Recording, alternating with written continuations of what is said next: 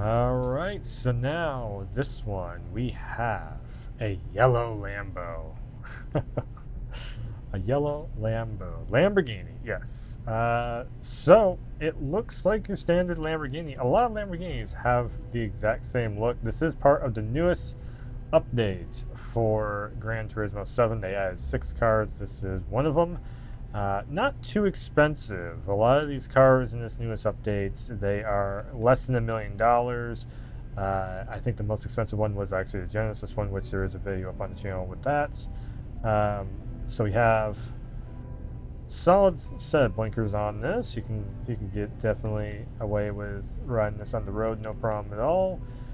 Again, just the Lambos, they always look. So this is a Gallardo. This is a very well-known brand of Lamborghini, or a type, I guess you could say, of Lamborghini. This has been featured in a lot of games over the years. The Gallardo is, whether it's a Need for Speed or maybe a Midnight Club or something over the years. Um, Definitely, you have seen these. I know. I remember. What was it? It was either Need for Speed or Midnight Club. They had it where the mirrors would like go in like wings when the car was really hauling. You can see like almost a hidden door handle right there to get the door to open up. So we can see a little bit of mesh in there in the air scoop. Of course, car's going forward, air goes in to the back. Now this thing, I'm pretty sure has. We'll take one more look at the rims here. It's a pretty. It's that fancy standard type of rims, and of course the Lamborghini logo right on there, black and gold. And the Michelin tires, brand new to this update. So we're going to go back here. We have dual pipe exhaust on both sides. You can see the Gallardo the logo on there, which also lights up. Look at that. We have, of course, the blinkers on the back end also. That's very fancy, old school Lamborghini logo on the back end. Very nice indeed. So we have the wind tunnel stuff going on back here. I'm going to go on a limb and say that might also be a brake light back there. So no back fins. We just have straight up, air to the engine. So we have, you can see the air holes up top there. Plus we also have air scoop on the top, and then of course an air scoop. I do believe they're called an air scoop. You can yell at me if I'm wrong in the comments. But air scoops all the way around to get a good amount of air going. So the engine can be very hot when it's running, definitely on a track or something, when it's running full throttle. So let's jump into the driver's seat. All right, so we can see all lit up and everything. Esports, just kidding. It is a sports package built into this, so you can put it into sports mode and probably get that much more RPMs out of the engine and get the wheels working in sync that much better. So we definitely have a few dials. I'm surprised that this doesn't have fully digital dials on it. Just to have a screen in there, and that's it. Let's see if we can't get a bit of a better lighting situation here. Okay, so we can light up everything. And so it's got the full-on, a screen in here, all the bells and whistles of a newer ride. That is, the whole digital interface like that. What else we got going on here? It looks like it might be leather seats. It's hard to tell with the lighting. I am trying to flip between lightings on this just to see. I think this is more or less vinyl instead of actual like leather. No back seats, of course, because the engine is back there. Not a whole lot of storage space in this either. Like, if you bring this to the grocery store, you're probably going to get a couple bags back there, and that's about it. But this is made for, hitting the road, going on an adventure with it, and hoping for the best. So yeah, this is not too much on the steering wheel itself.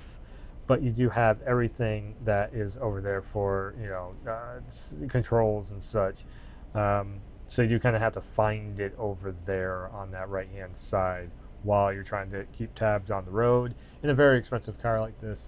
Um, Again, standard lit up everything up top of there. Just, you know, you have little lights and such.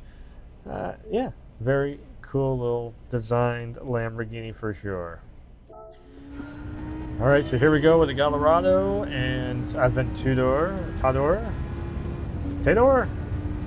I'm not even going to try and say the names, but yes, we are in one of the brand new cars of the latest Gran Turismo 7 updates. We are in this thing in VR. It is a Lamborghini. I think this is the first Lamborghini I've ever had on this series.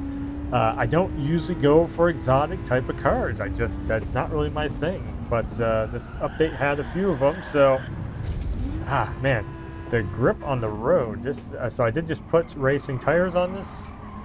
Fortunately, I don't know if this is. I guess it would be in the sports package here because I see the sports package, sports four-wheel drive mode engaged on this. So yes, it says four-wheel drive. All tires working in tandem with one another. I don't know. It's just not gripping the road as much as other cars I've driven. It's not bad. I just got to be careful. It might also be the horsepower in it. I just have to figure out exactly how to drive this, how far I can push it. Coming in and out of the corners. Look at this. I'm driving a yellow one and there's just nothing but reds on the road. Gotta love it. So we are in Italy. Ferrari. Ferrari. It is a Italian car. So we have come to Italy. Very nice looking Dodge Viper right there. So we are just trying to get the car to go around the corner. I would say you're probably going to want to definitely put some upgrades into this thing to just get it to grip a little bit more. See how fast we have a straightaway here.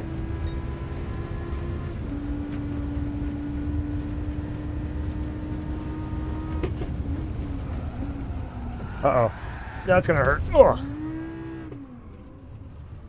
We're gonna let the car reset.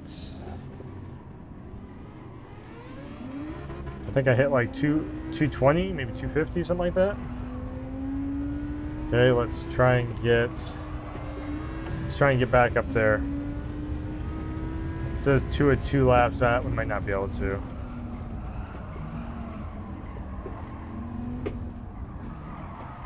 The internal thought of let's just see how fast we can get this car to run. An Enzo Ferrari up there, very nice.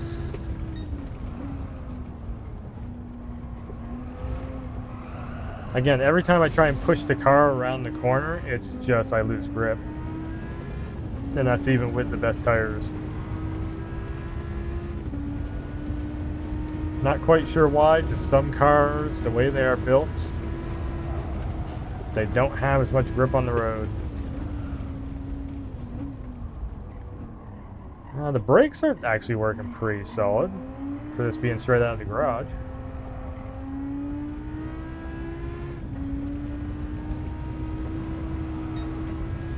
Alright, so we're going to get up and around this corner. Getting a little bit of slide on there.